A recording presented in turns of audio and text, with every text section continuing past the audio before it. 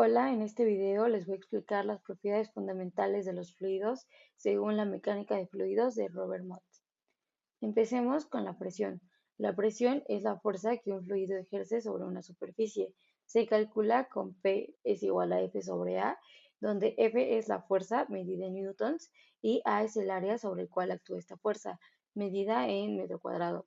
Por ejemplo, si aplicamos la misma fuerza sobre un área más pequeña, pues la presión va a ser mayor y esta se mide en pascales y además la presión se transmite en todas direcciones según el principio de Pascal. Tenemos la densidad. Esta mide cuánta masa hay en un volumen determinado, donde m es igual a la masa y b es el volumen. Como la fórmula nos indica, densidad es igual a masa sobre volumen y pues es esencial para analizar la flotación y el empuje.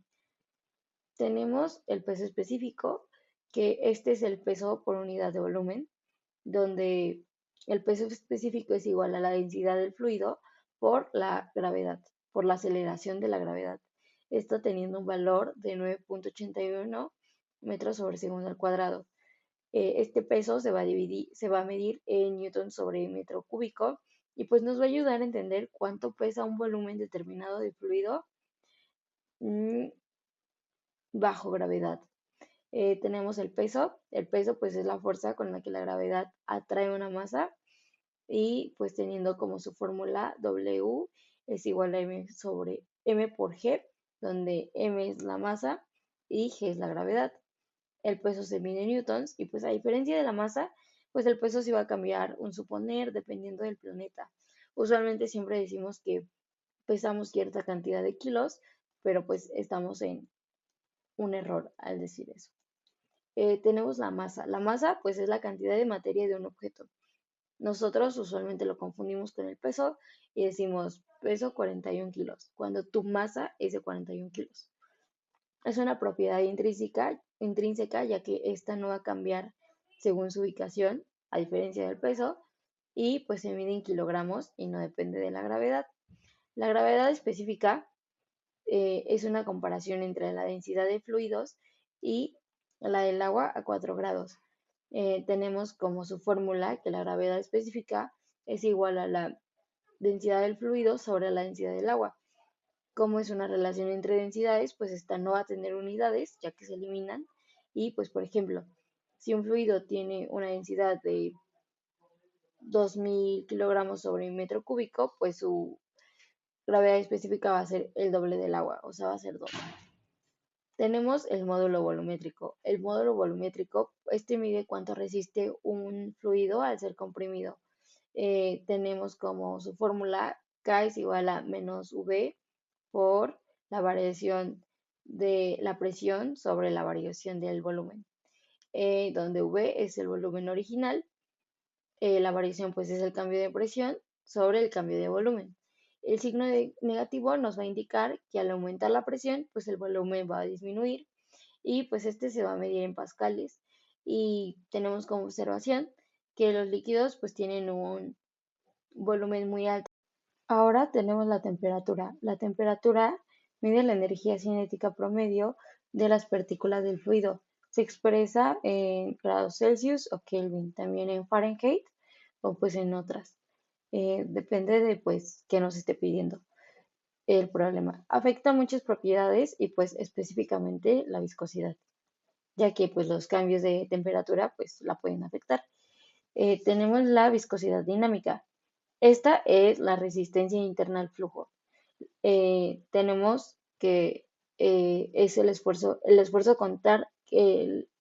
cortante es igual a la viscosidad dinámica por el gradiente de velocidad.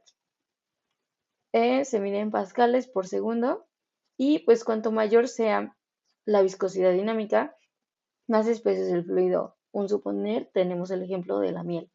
La viscosidad cinemática, esta se relaciona con la viscosidad y con la densidad, ya que la viscosidad cinemática es igual a la viscosidad dinámica sobre la densidad.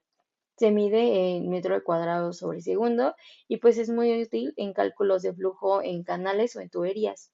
Tenemos la relación entre el peso específico y la gravedad específica. Eh, También podemos convertir la gravedad específica en peso específico, ya que este nos va a permitir calcular un valor con unidades reales, que sería newton sobre metro cúbico, partiendo de números adimensionales. O sea, pues números que pues no tienen cierta cantidad de medida, de unidad de medida. Tenemos los fluidos newtonianos y no newtonianos. Un fluido newtoniano, como el agua, cumple con la ley de viscosidad de Newton, ya que su viscosidad va a ser constante, mientras que un fluido no newtoniano, como la sangre o el ketchup, cambia su viscosidad según cómo se deforme o cómo fluya. Son muy comunes en procesos industriales y biológicos. Tenemos la viscosidad y la temperatura. La temperatura va a afectar a la viscosidad. En líquidos, al aumentar la temperatura, pues la viscosidad va a disminuir.